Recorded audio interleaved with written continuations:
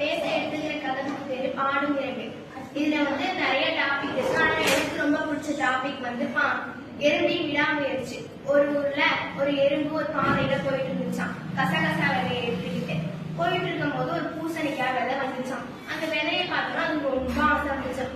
அது அந்த எறும்புக்கும் பிடிக்குமா, அந்த எறும்போட குடும்பத்துக்கும் ரொம்ப பிடிக்குமா.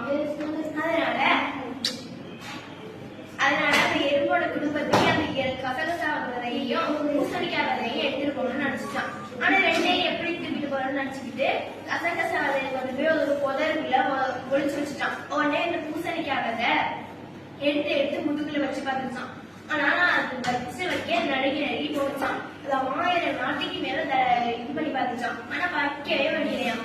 அதை பாத்திக்கிட்டு இருந்த தட்டாம்பூச்சி, மரத்துல உட்காந்துருக்க தட்டாம்பூச்சி, என்னாலதான் முடியலையா, இப்ப நீ போவேன் எதுக்கு திரும்பி நீ வச்சு பாக்குற